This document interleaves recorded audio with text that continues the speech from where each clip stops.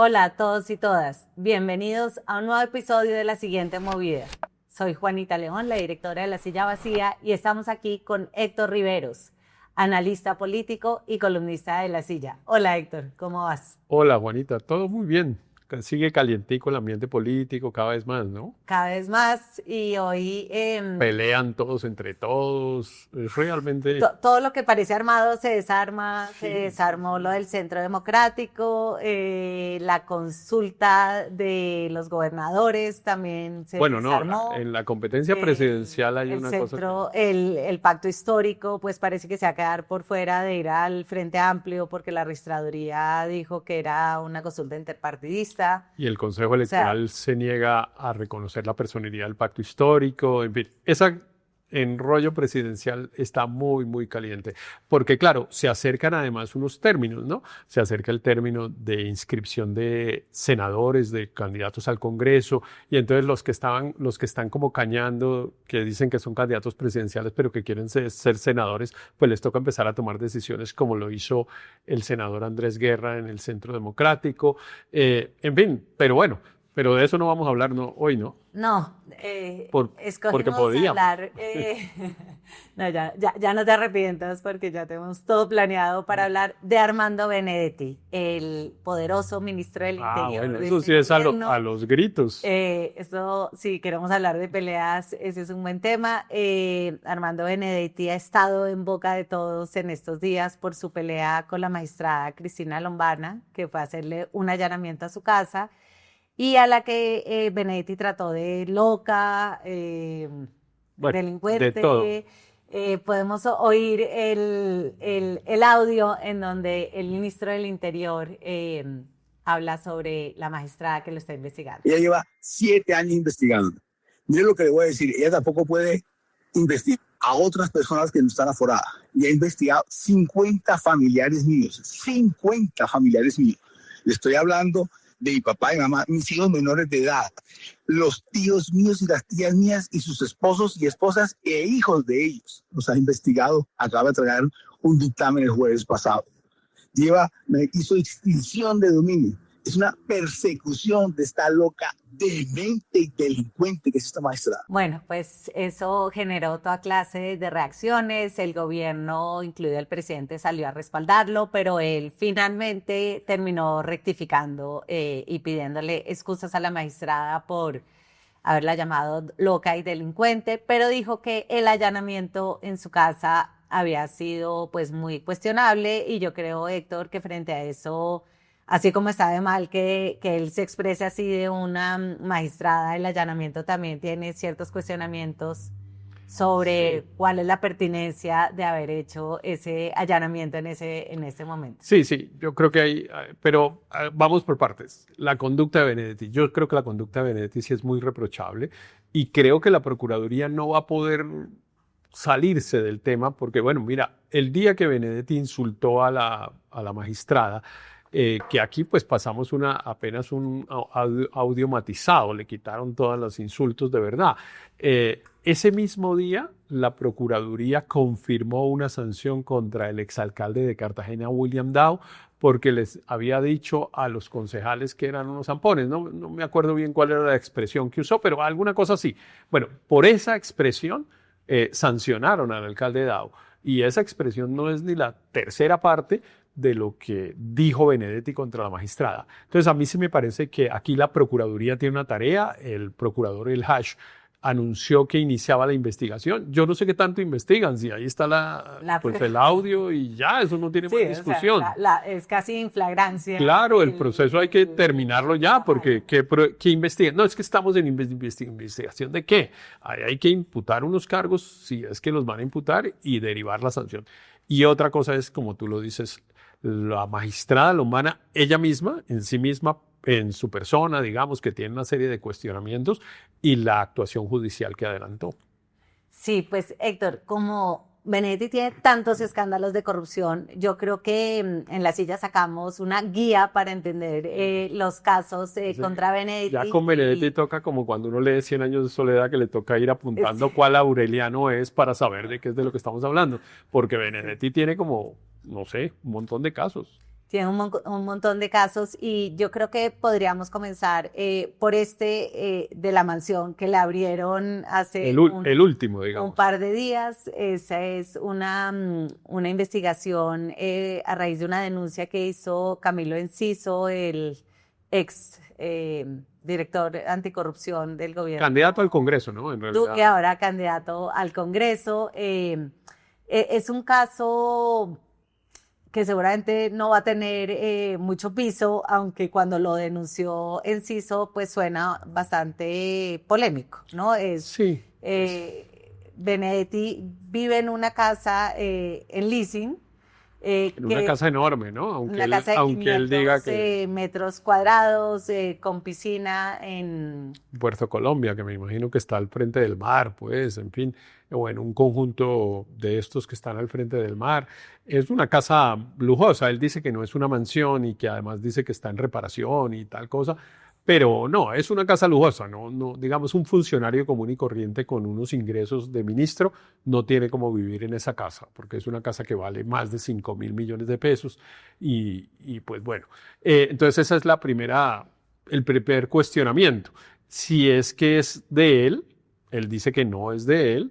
¿Cuánto vale vivir ahí? Digamos, aparentemente hay una cesión de un leasing, pero sobre todo aparece el tema de que el propietario de la casa es un señor que se llama Ricardo Leiva, que es un empresario de espectáculos, pues, de hace muchos años en Bogotá. Pero que se ganó justo en esos días en el que le hizo la sesión a Benedetti, se ganó un mega contrato a dedo de RTBC, que es el órgano de propaganda del presidente.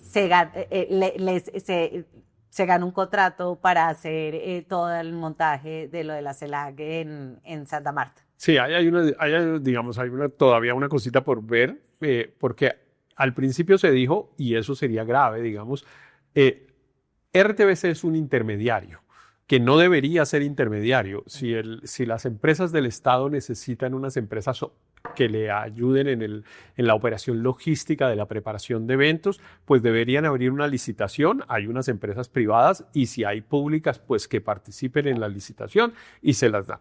Pero utilizan los convenios interadministrativos, que son una cosa que siempre se ha usado para robar. Desafortunadamente, los jueces no han logrado entender, digamos, la dimensión del perjuicio que eso significa, pero bueno, cerrado ese paréntesis, hacen un convenio interadministrativo con RTBC. RTBC no es el que pone la plata, la pone alguna otra entidad que se la da a RTBC y que después le da órdenes. Le dice, mire, yo le voy a poner 50.000 millones de pesos ahí y le voy a decir en qué nos lo vamos gastando. Necesito un evento en Santa Marta porque va a haber una cumbre de la CELAC Unión Europea.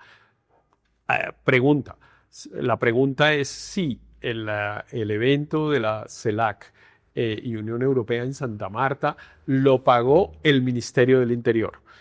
Porque si lo pagó el Ministerio del Interior, pues evidentemente hay una relación Benedetti-Leiva y pues hay la casualidad de que Leiva es el propietario de la casa donde vive Benedetti. Entre otras cosas, pregunto, ¿Benedetti vive en Barranquilla? Porque yo entendía que los ministros vivían en Bogotá, ¿no? Digamos... Que vive la familia de él. Sí, y va a visitarlos con plata de él o con plata de los colombianos. No sé, cada vez que va el viernes a Barranquilla pide una comisión para ir a Barranquilla y le pagan un pasaje o lo mandan en un avión de la policía y además le pagan viáticos por ir a estar con la familia el fin de semana. Esa es una buena cosa que, pues, un medio de comunicación podría investigar. Investigar y preguntar. Pero bueno, el hecho es que la Fiscalía le acaba de abrir una investigación para indagar sobre este tema, pero ya hay otros casos que están andando. Pero a este caso tiene otro hecho que es adicional, que son como todos los de Benedetti. Es que todos los de Benedetti se vuelven así enredadísimos. Resulta que el señor Leiva vive en un apartamento que aparentemente es o fue de Benedetti. Y ahí, digamos, tampoco entonces hay explicación. Entonces, claro, pues la conjetura que se hace, y eso es lo que tienen que investigar los jueces, es qué tanto todos esos negocios privados están mediados por favorecimiento en decisiones públicas. Claro, y hay varias investigaciones que tiene Benedetti abiertas por favorecer a privados que lo favorecen a él después. Entonces yo creo que comencemos con esta guía para entender la corrupción o posible corrupción del ministro del Interior. Entonces el primer caso es por favorecer a Euclides Torres con una ley de vigilancia. Entonces, Héctor, ahí este caso comienza como una novela porque el que lo denuncia es el excuñado de Benedetti, que es el penalista Jaime Lombana, que estaba casado con su hermana Ángela Benedetti. Que es abogado del presidente Uribe, o uno de los dos abogados del expresidente Uribe en el caso pues que está pendiente todavía. Exacto. Y entonces la denuncia de Lombana es que en 2010 como senador, Benedetti presentó un proyecto de ley que hacía obligatorio como unas pruebas de actitud física y psicológica para portar armas los celadores. Ese fue un proyecto como muy polémico en su momento que se convirtió en ley porque decían que eso iba dirigido a una empresa que se llama Symmetric S.A., que es una del grupo, digamos, de la malla empresarial de Euclides Torres, que es el financiador político de Armando Benedetti y ahora pues del presidente Petro también. Ese es un hecho del año 2010, ¿no? Es un hecho del año Yo 2010. creo que la ley se volvió ley en el 2012, pero Benedetti presentó el proyecto en el año 2010, como dices tú, poniendo un requisito para que los celadores puedan ser celadores, que es que diga que usted está apto psicológicamente para llevar un arma y que no se va a enloquecer y va a matar gente. En el Congreso hay mucho rumor de ese tipo de leyes, de las leyes que ponen un determinado requisito, normalmente pretextando alguna cosa de seguridad que a todo el mundo le parece bien, loable y tal, pero ese requisito que después todos tenemos que irlo a cumplir, pues lo acredita una empresa privada que gana una plata. Euclides Torres lo hace, por ejemplo, no solo con esto, sino con la revisión técnico-mecánica de los vehículos. Claro, que trataron de pasar una ley para pasar la exigencia de la técnico-mecánica de 6 años a cada 5 años, que eso obviamente trae una cantidad de recursos. Ya el hecho de que la revisión técnico-mecánica la puedan hacer particulares, pues es discutible. Yo creo que hay mucha asociación de políticos con empresarios relativamente locales. A mí, por ejemplo, me llama mucho la atención, yo no sé si tú has reparado en eso, pero cuando uno va, digamos, de paseo por distintos municipios, uno de pronto encuentra una cosa que es como súper bien hecha, una bodega grande, bien armada, y dice CDA, Centro de Diagnóstico Automotor, en Duitama, en Tunja, en Villapinzón, en todas partes. Porque claro, ahí hay un negocio importante en el que están unos particulares que normalmente, ese es el rumor, financian políticos por detrás para que pongan ese requisito. Y después, pues además de poner el requisito, después lo cambian para que el requisito sea todavía más lucrativo, como lo que tú estás contando de la revisión técnico-mecánica. Y entonces, Benedetti, que con esta ley que se aprobó supuestamente, terminó beneficiando a la empresa Euclides Torres, pues ha beneficiado mucho a Euclides Torres como ministro del Interior. En este gobierno, el superintendente de transporte, que fue socio de Euclides Torres, lo nombró Petro. También el viceministro de Benedetti, Jaime Verdugo, fue empleado de una de las empresas de los Torres. Aquí podemos ver este roscograma que sacó La Silla Vacía, en donde muestra cómo se han ido beneficiando personas cercanas a Torres. Sí. Y Torres además es el que financió el famoso evento de la AP en septiembre del año 2021, cuando comenzaba la campaña presidencial, que tienen dificultades al gobierno, a la campaña del presidente Petro desde entonces, pues porque fue un acto por fuera de campaña, pero siempre se ha dicho que de dónde salió la plata, en fin. Pero además, digamos que Euclides Torres le prestó una plata, más de 3.000 millones de pesos, al ministro Benedetti, plata que el ministro confiesa que la recibió y dice que la recibió a título de préstamo y dice que no la ha pagado todavía porque Euclides es su llave, su hermano, su compadre y tal, y que entonces no le ha pagado, y se la dio para comprar una casa que tiene Benedetti, si no estoy mal, en Barranquilla. No, esa casa, así en Prado del Mar. Exacto. Es una urbanización en Puerto Colombia. Ese es el segundo caso que tiene abierto. O sea, el primer caso fue por sacar esta ley para beneficiar a Euclides Torres, y es en ese contexto que le allanaron la casa en Barranquilla. Y es por eso que no parece que haya mucha conexión entre el allanamiento de la casa en Barranquilla y un proyecto de ley para beneficiar. Sí, ahí hagamos un paréntesis porque nos saltamos, digamos, la evaluación del allanamiento, y la verdad es que pues uno sí dice, bueno, ¿cuál es la justificación para que la magistrada ordene un allanamiento a la casa de Benedetti? Claro. ¿Qué es lo que espera encontrar? De hecho, cabe también la pregunta que es, ¿qué encontró? Benedetti dice que nada, con lo cual, digamos, se pondría todavía más en duda la pertinencia de la prueba. Yo sí creo que ahí el ministro Benedetti tiene algo de razón, hasta que no pueda ser comprobable que efectivamente la magistrada tenía alguna justificación para ordenar ese allanamiento, pero a mí me parece que hay un caso abusivo de un decreto de una prueba que yo no le veo ninguna pertinencia. Pero Además, cerremos ese Héctor, paréntesis. no es como raro que vaya la misma magistrada en persona al allanamiento, o eso es normal. No, a veces lo hacen, a veces delegan a sus magistrados auxiliares para adelantar esas diligencias, pero a veces lo hacen. Y digamos, si uno diría eso, tú que eres abogada, dirían que el principio de mediación de la prueba obliga a que el juez esté ahí pendiente, pero en este caso yo no creo que haya ninguna justificación. Y bueno, falta ver si además las denuncias que ha hecho Adelina Guerrero, Adelina Guerrero, que es la esposa del ministro Benedetti, que dice pues que la maltrataron durante la diligencia, etcétera, si son ciertas y si ella logra probarlo, porque puede haber habido un caso de abuso. O sea, no todo lo que dice Benedetti, así lo diga a los gritos, a los madrazos, etcétera, es mentira. Hay algunas cosas que son verdad y otras que probablemente no. Que no justifican el madrazo. En Claro, todo nada, caso, nada lo justifica, pero por el hecho del madrazo tampoco quiere decir que la magistrada Lomana lo haya hecho bien, digamos. Claro.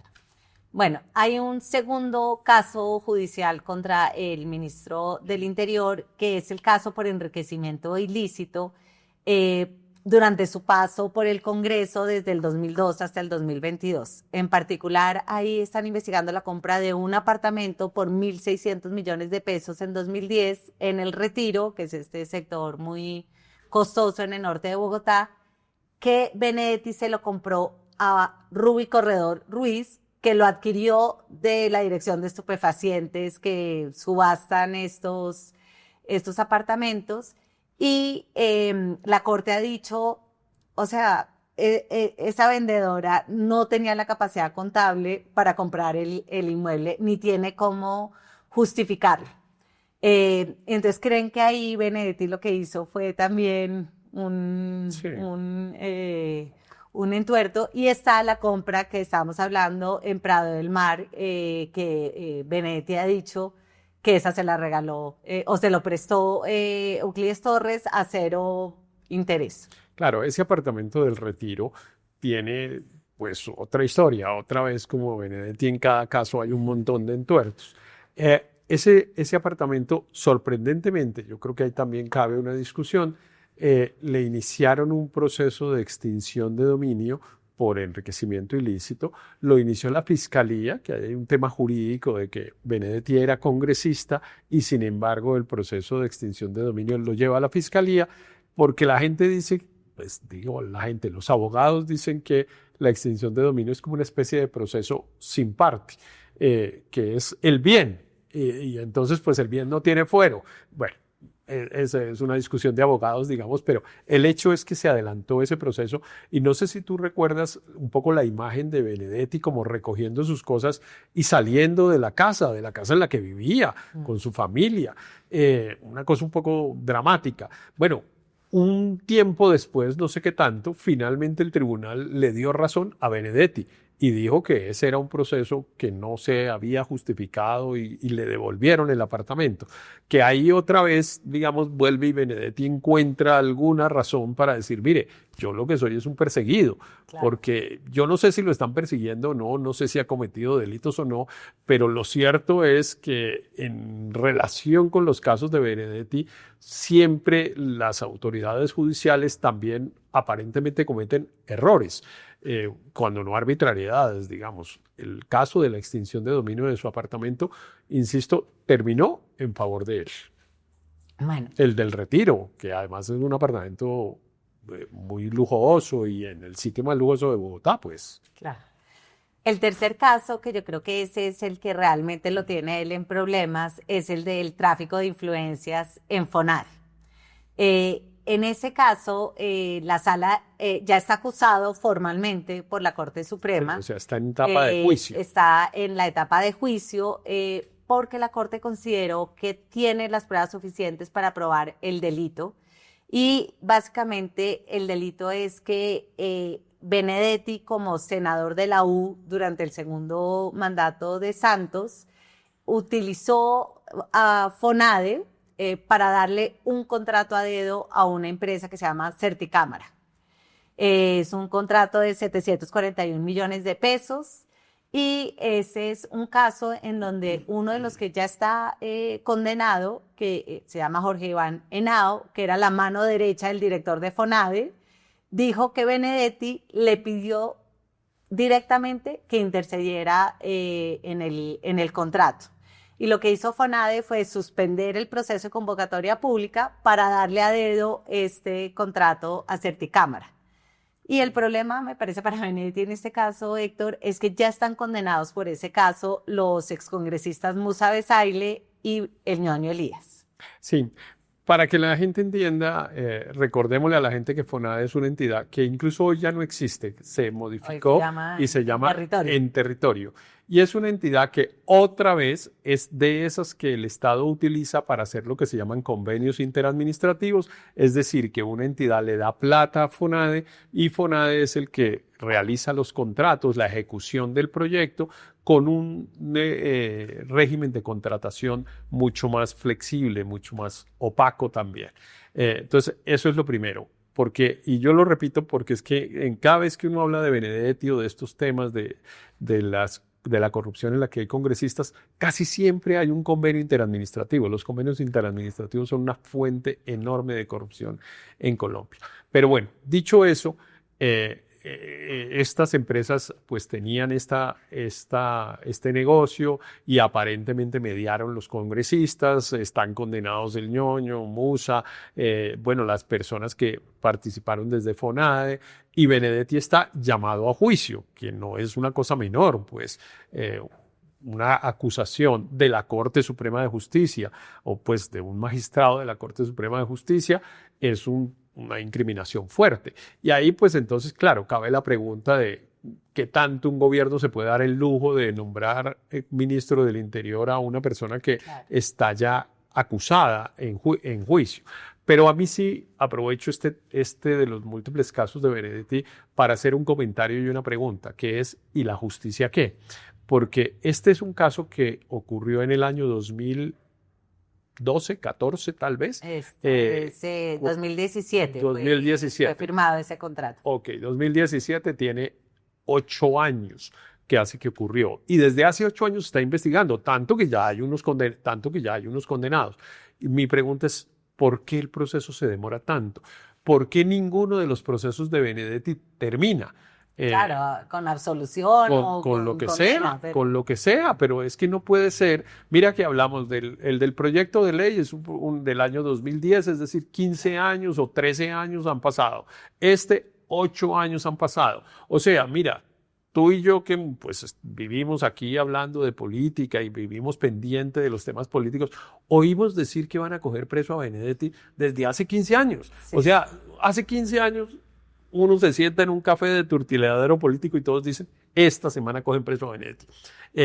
Y a Benedetti no lo cogen preso, pero tampoco lo condenan y tampoco lo absuelven. Y a mí sí me parece que la justicia ahí está en mora de contestarnos a los colombianos si efectivamente el ministro comete o no comete delitos. Claro, en ese caso el argumento de defensa de Benedetti es que la magistrada Lombana no le permitió presentar las pruebas, ¿no? Entonces también siempre hay una constante como interrogante, cuestionamiento también a la justicia en este caso. Claro. Ahora, también vale la pena decir, para que la gente lo tenga claro, ese caso es es un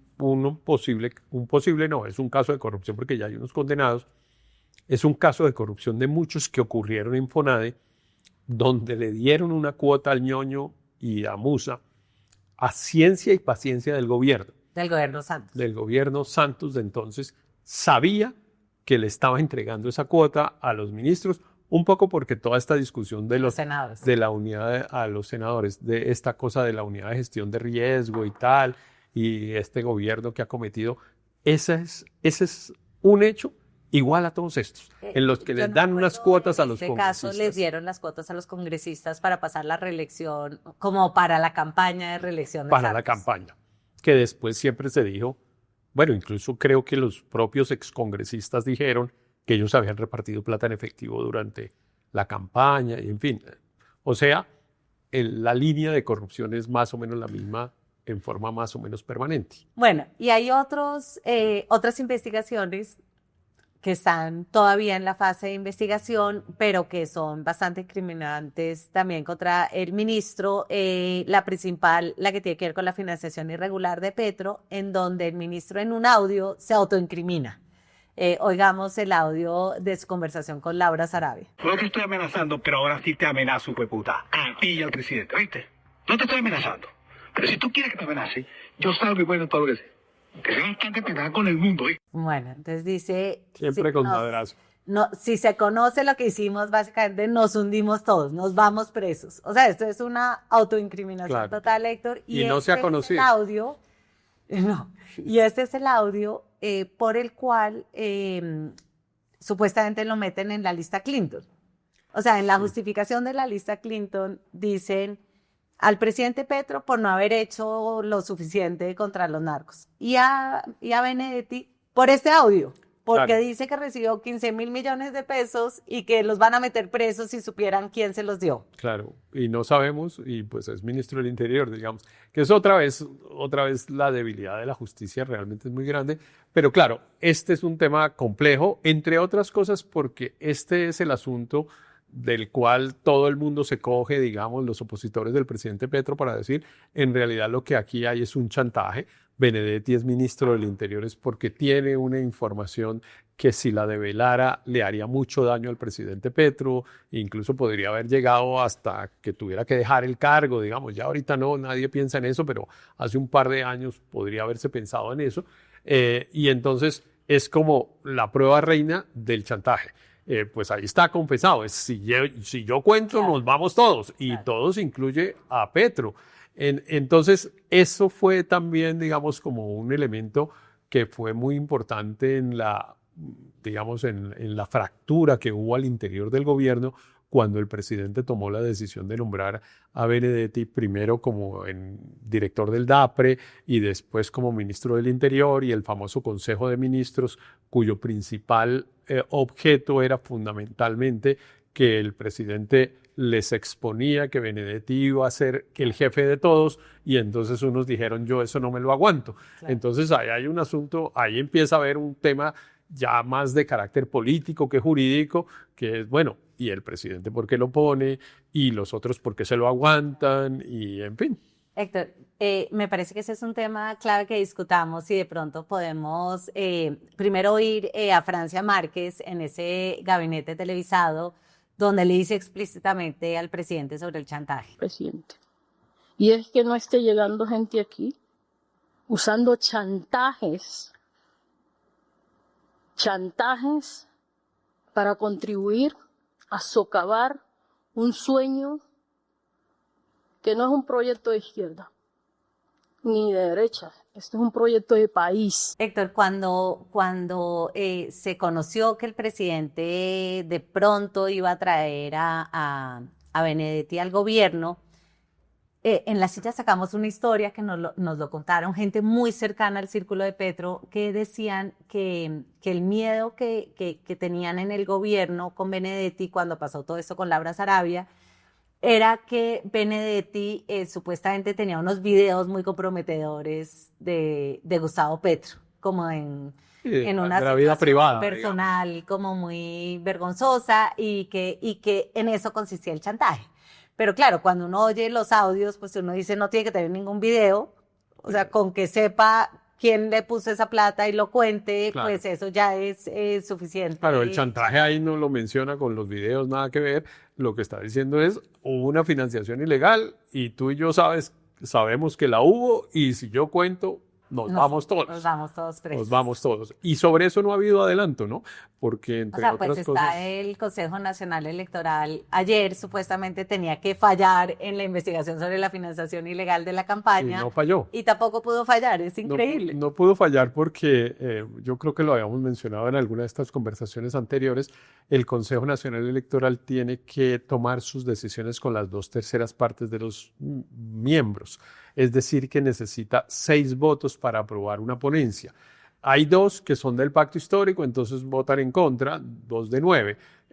Y hay uno que está impedido o que no está actuando por alguna razón, no sé bien cuál. Entonces, en realidad, la decisión la están tomando 7. Quedaron 5-2. Pero los 5 que votan a favor de la ponencia no son suficientes, se necesitan 6.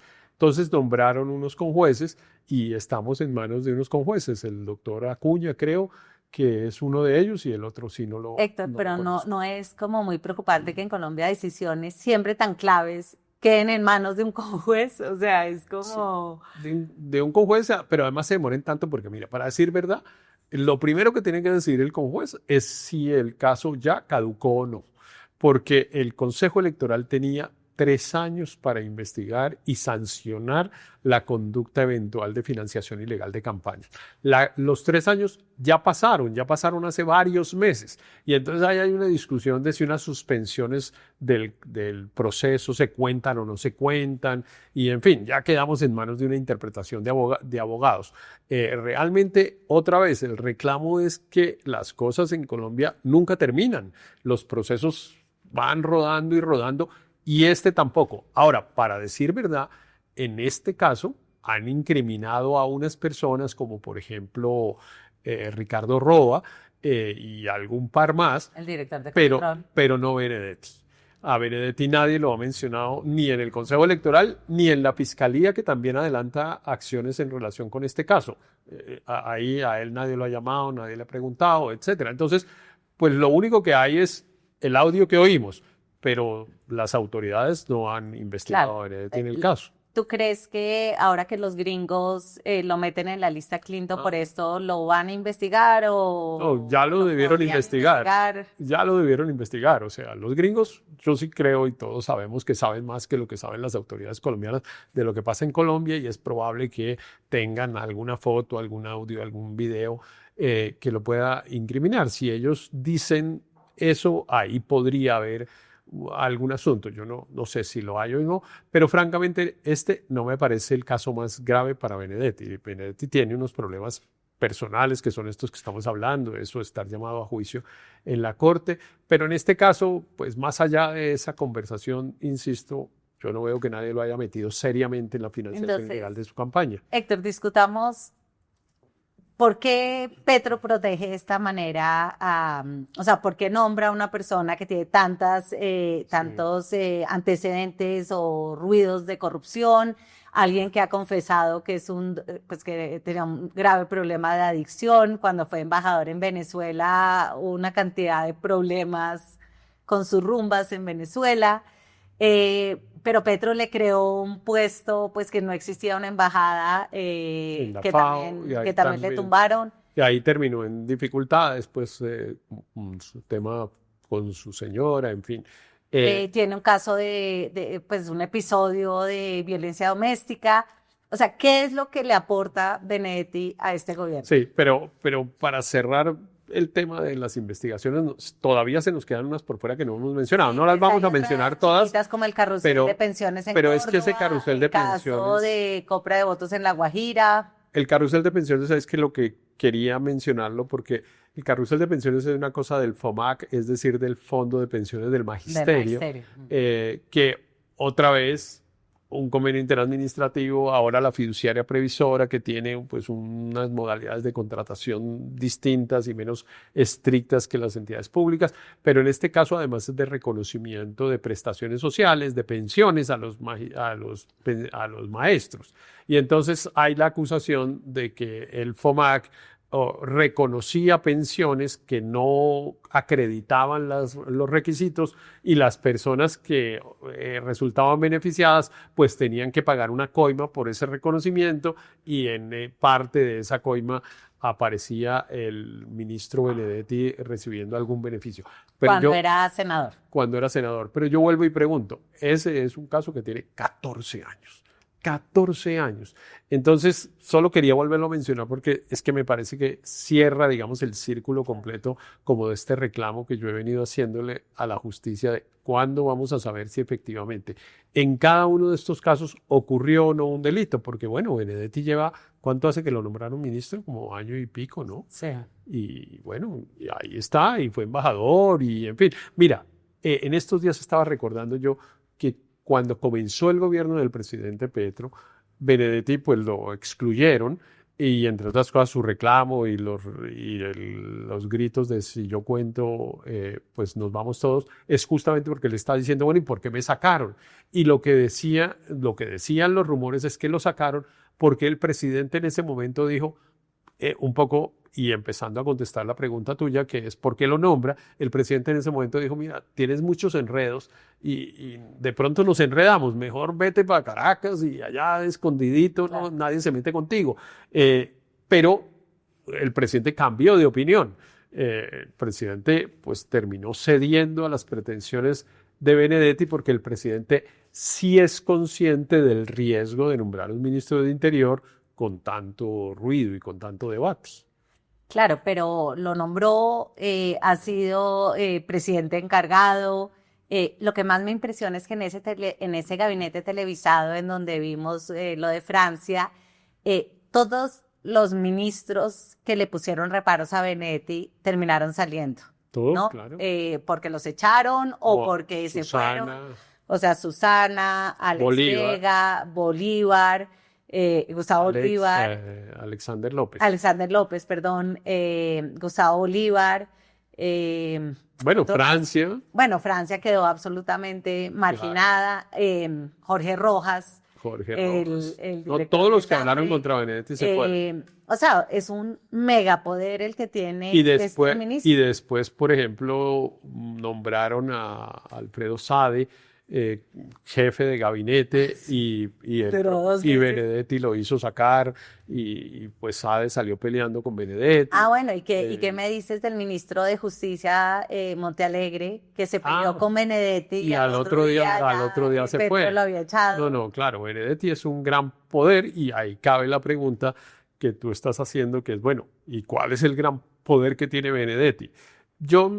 Yo no lo sé, digamos, pero bueno, ahí caben unas hipótesis. Una es la que mucha gente tiene, que ya la expresamos aquí, que es el hecho de que Benedetti sabe unas cosas, que le tiene unos secretos al presidente y por lo tanto lo mantiene extorsionado, digamos. Esa es una opción. Yo no sé si sí o no, pero bueno, no tenemos ninguna razón para saber si sí, salvo su propia declaración en esa pelea con Laura Sarabia. Que Ahora, Laura Sarabia es otra de las víctimas de esta pelea. O sea, ella que bueno. era la mujer poderosa de Palacio también salió, claro. digamos, cuando el presidente tuvo que escoger entre los dos, lo Escogió. prefirió a él. Claro. Ahora, bueno, lo que pasa es que ahora ella está en Londres, digamos, y yo creo que está más rico que Benedetti. Sí, pero, definitivamente. pero de todas maneras, efectivamente, en principio fue, digamos, otra víctima de esas disputas con Benedetti. Ahora, veamos el lado positivo, ya, digámoslo de alguna manera, como tratando de encontrar una explicación. Benedetti efectivamente es eso que ahora llaman un operador político muy eficaz. Y yo creo que sí. Benedetti es un hombre que no está bien formado desde el punto de vista jurídico, que, digamos, intuye cómo funciona el Estado, pero no lo conoce en realidad. Es un hombre muy inteligente, pero sabe muy poco del funcionamiento del Estado y de las disputas jurídicas, digamos. De hecho, uno lo ve como ministro de Interior haciendo un gran esfuerzo como de no equivocarse, como que se aprende unas respuesticas y trata de repetirlas con toda precisión, porque sabe que si se sale del libreto ya no tiene cómo sostener el argumento, pero pues es una persona que lleva 20 años en el Congreso, conoce a todos los congresistas y ahí sí es de verdad que les conoce sus secretos. Si se los conoce a Petro, también se los conoce a muchos congresistas, porque él efectivamente es una persona, digamos, que genera un tipo de relación personal que termina convirtiéndose en una cosa más o menos íntima rápido y entonces terminan, pues, mira, llevemos esta hoja de vida para pedirle a no sé quién este favor, traigamos a este contratista y hagámosle que el favor, Benedetti conoce todo eso y entre otras cosas, por ejemplo, Benedetti a mí me parece que la extorsión la suelta no solo al presidente Petro, sino de cuando en cuando lo hace bueno, lo hizo esta semana, por ejemplo, con uno que parecía que estaba por fuera de la pelea, que es Germán Vargas. Entonces, por ejemplo, en las entrevistas que dio en la radio, dijo varias veces, ustedes, ¿por qué no averiguan cuántos apartamentos compró Vargas en España? Y a los 2 minutos volvió, hizo la misma pregunta, como diciendo, yo sé unas cosas. Yo no sé si la sabe o no, pero bueno, él además tiene una pelea con Germán Vargas, que fue con quien comenzó su vida política, ¿no? Benedetti, digámoslo, chiquito, hace 25 años o algo más, comenzó su vida política junto a Germán Vargas, fueron amigos cercanos, en fin, después pelearon y tiene una pelea pues además muy agria con Germán Vargas y con otro personaje que es importante y fuerte, que es Néstor Humberto Martínez. Entre otras cosas, el propio Benedetti sacó en estos días un video en el que él le decía rufián a Néstor Humberto Martínez en el año 2012. Para demostrar que no tenía un problema de género, sino que básicamente respeta a la autoridad. Que insulta a todo el mundo, claro, porque le dijeron, no, es que usted habló mal de la magistrada, y entonces le dijeron, claro, como es mujer y no sé qué, y él dijo, no, si yo también insulto hasta el fiscal general si es hombre, y sacó el video de Néstor Humberto Martínez. Pero sí ahí él mantiene una cosa que yo creo que a Petro también le sirve, yo creo que Petro la usa como una amenaza que incluye al expresidente Juan Manuel Santos, ¿no? Porque él vive hablando de Odebrecht y de cómo Odebrecht pudo haber financiado la campaña política de la reelección del presidente Santos y mete a la exministra Cecilia Álvarez, y mete a Néstor Humberto y mete a Germán Vargas. Entonces, y yo creo que a Petro esa parte le sirve, porque yo creo que Benedetti alimenta parte de las cosas que dice Petro cuando, por ejemplo, en estos días que hay discusión con la familia Moreno y Petro saca unas cosas de la familia Moreno, bueno, esas él se las sabía y quizá no se las dijo Benedetti, pero en otros casos parecidos, Benedetti le tira, di tal cosa que yo sé que ocurrió así. Pero a mí me parece que Benedetti sonaba como el gran operador político, iba a llegar a sacar las reformas. Y pues en eso ha fracasado en gran parte, ¿no? Sí. O sea, no ha podido sacar la reforma en la salud. Él fue el que se inventó lo de la consulta 2.0, pero también fracasó. Claro que la consulta le sirvió para sacar la reforma laboral, ¿no? O sea, la reforma laboral estaba hundida y la lograron sacar, pues con la arbitrariedad de la consulta y después ahí con la operación política de Benedetti. Pero es cierto que a Benedetti no le ha alcanzado para manejar el Congreso.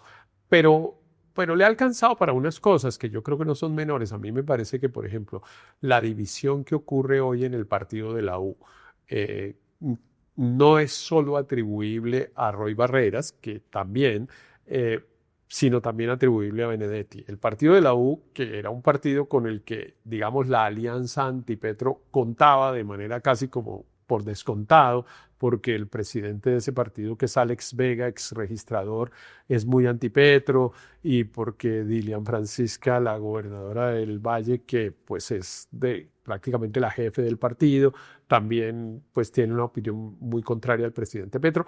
Y sin embargo, el partido se dividió y todo indica que pues incluso van a terminar apoyando eventualmente a Roy Barreras, y no solo eso, sino que dividieron al Partido Conservador y están tratando de darle el aval a Felipe Córdoba, que es el excontralor, contra nada menos que Efraín Cepeda, pues que era como el gran jefe del Partido Conservador. ¿Está detrás de eso? Yo creo que Benedetti está detrás de eso, y esa es una operación política que el presidente valora mucho. Yo creo que el presidente valora mucho en Petro varias cosas. Una cosa ahí personal que tienen sin duda los dos. De que los dos son rechazados por el establecimiento y que son tan audaces, digamos. Sí, exacto. Yo creo que ellos tienen ahí una especie de complicidad, digamos, personal. Pero yo creo que además de eso, el presidente valora mucho una cosa, que es el carácter kamikaze de Benedetti, que él efectivamente no la había tenido. Digamos, una cosa que resiente el presidente Petro es como que nadie lo defiende. Él se tira a unas peleas y evidentemente, pues como los ministros parecen tan chiquitos, nadie habla ni nadie le pregunta, y lo que dicen los ministros no importa, pero Benedetti lo dice de una manera que efectivamente asume. Bueno, por eso y han usado esta expresión que me parece interesante, que le dicen al ministro Benedetti de todito, el ministro de todito, porque habla de todo. Claro. Porque, por ejemplo, claramente es el vocero del gobierno. O sea, a veces en la estructura gubernamental en los Estados Unidos se usa formalmente, pero en Colombia a veces se ha usado que hay como un vocero, que es usted es el que habla de todo. Y en este caso es Benedetti. Cada vez que hay un enredo con los Estados Unidos, Benedetti habla. Cuando hay un enredo con el Congreso, Benedetti habla. Si eso es con las Cortes, Benedetti habla. Benedetti interpreta al presidente. Por ejemplo, el presidente dice, no vamos a seguir usándonos, sino ofreciendo información de inteligencia a los Estados Unidos, y Benedetti sale por la tarde y dice, no, es que le entendieron mal. Y entonces yo creo que esas cosas el presidente las valora, y me parece bien. Digamos, si yo fuera Petro, pues tener un personaje así es útil.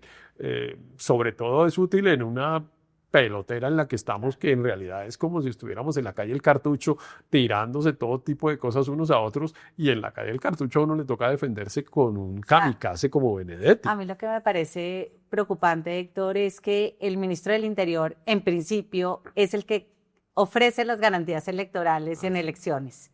Y yo sí siento que Benedetti está jugando un papel que realmente es muy poco garantista. O sea, a mí me ha impresionado que ahora que está como de TikToker y de influencer en redes, por ejemplo, los videos que está sacando contra Abelardo de la Espriella, ¿no? Donde lo pone como si fuera Hello Kitty y dijo que de chiquito usaba calzoncillos Hello Kitty.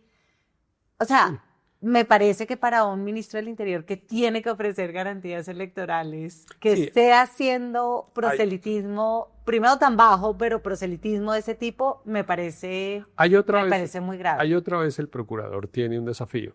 Y el procurador seguramente es medio amigo de Benedetti, pues estuvo con él 20 años en el Congreso, claro. En fin.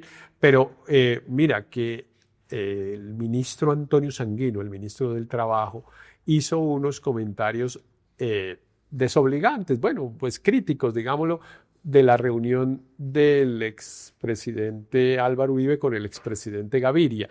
Y al día siguiente le abrieron una investigación disciplinaria por participación en política, que es, oiga, que no se meta, que usted no está para meterse en esas discusiones. Eso no le ha pasado al ministro Benedetti. Entonces ahí pues hay un problema de que pues el remedio, el control para eso que tú estás diciendo, pues no está operando adecuadamente. Ahora, yo creo que en términos de participación política hay una cosa que sí, a mí me parece la más impresionante y no sé bien cómo va a resolverse, que es que Benedetti está claramente de frente contra el candidato Iván Cepeda. Y eso sí, pues es una cosa rara, porque bueno, uno claro, dice, a Benedetti no le gusta Iván Cepeda, ¿no? Él preferiría que fuera Roy Barreras, claro. Le parece que Iván Cepeda no puede ganar. Y casi que me parece que al presidente Petro igual. Como O sea, que le a mí gusta la me tesis. impresionó cuando ganó Iván Cepeda que el comentario de Petro no fue ya por fin tenemos un candidato con una trayectoria a favor de las víctimas o en contra de Uribe, lo que fuera, sino pues esos son los resultados y en una Claro, democracia uno acepta los claro. resultados. O sea, como si hubiera ganado Claro, el pero- peor. Pero el punto es cómo, digamos, la base petrista, que toda está con Cepeda, y la bancada petrista en el Congreso, que toda está con Cepeda, cómo recibe eso. Porque pues es una agresión, digamos, es una postura fuerte la de Benedetti, decir Cepeda no va a ganar y promover otras candidaturas. Y estos cómo quedan, digamos, cómo queda María José Pizarro, cómo queda el propio Iván Cepeda, pero cómo quedan todos los otros que están rodeando a Cepeda en relación con el ministro.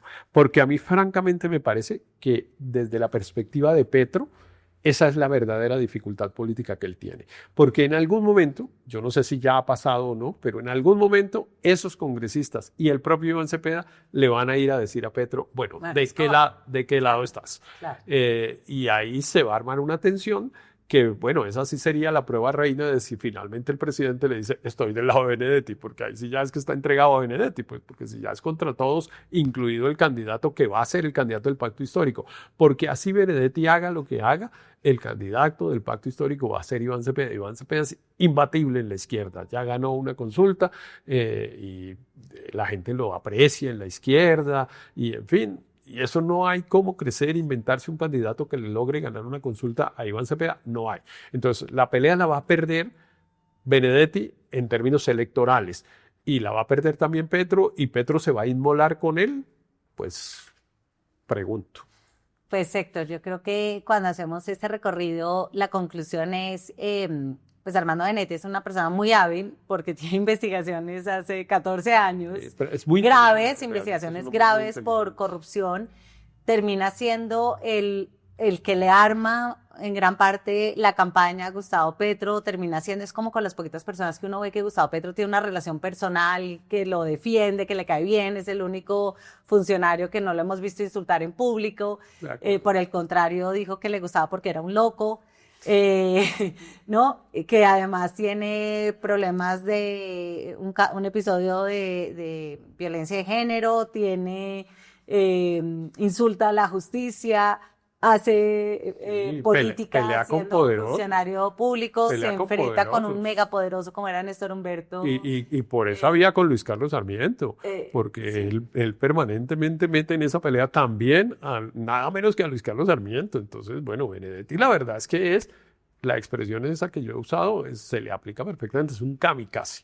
Y hasta ahora, Pero es un kamikaze y que hasta ahora ha salido con vida, claro. Con vida, quizás en lo que uno ve que lo ha golpeado más es lo de la lista Clinton, que se ha quejado, que sí lo ha perjudicado demasiado. Sí, yo creo que él tiene una debilidad. Un hijo en Estados Unidos, entonces Exacto. también es muy duro. Yo sí creo que él tiene una debilidad personal, digamos, que es la que tenemos casi todos, que es la familia, digamos. Claro. Y entonces, pues, por ahí es como, bueno, esta cosa sí va a terminar afectando a un hijo, terminó afectando a la familia, y ahí sí ya él dice, bueno, no puede ser tanto. Mira que él reclama mucho que es que investigan a mis tías, a mis sobrinos, a mis hermanos, porque ese claramente es el lado débil de Petro y seguramente de Benedetti, perdón, y eso pues seguramente lo sabe las autoridades gringas también, y es probable que terminen tratando de meter, qué sé yo, a la señora en la lista Clinton en alguna parte, porque empiezan a apretar donde le duele. Bueno, pues yo tengo la impresión de que Benedetti es el típico caso de que en Colombia, si tú eres simpático, querido, tienes buenas relaciones, tienes un blindaje extra, ¿no? Sí. O sea, siento que Sí, bueno, además no hay nada más sobrevalorado en Colombia que ser simpático. Pero hay que decir otra cosa también. A Benedetti lo amparó la élite bogotana desde cuando niño prácticamente.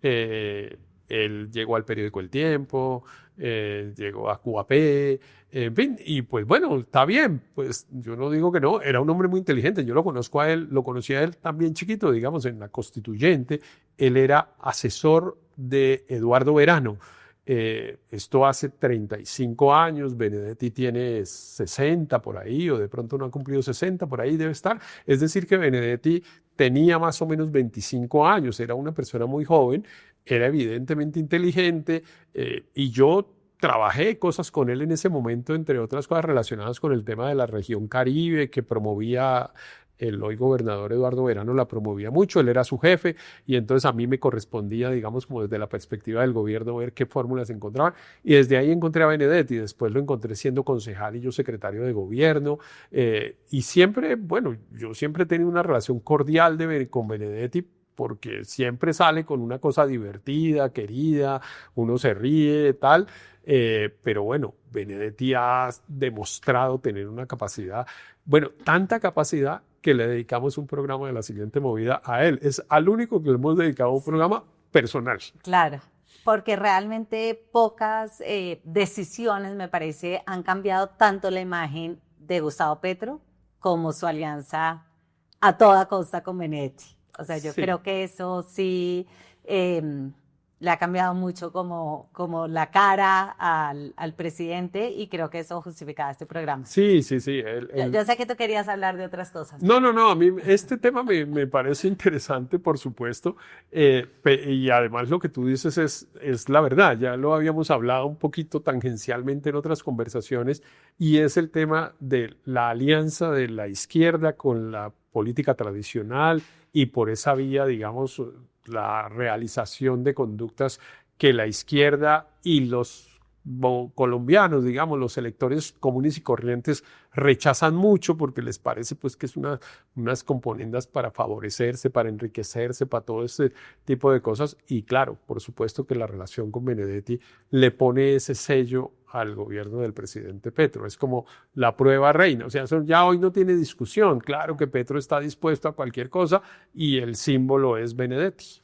Bueno, Héctor, creo que con esto terminamos. Muchas gracias a ustedes, los usuarios. Ya saben qué hacer. Marquen la campanita, síganos en YouTube y nos vemos la próxima semana en un nuevo episodio de La Siguiente Movida. Vienen las elecciones de 2026 y el panorama político todavía no está claro.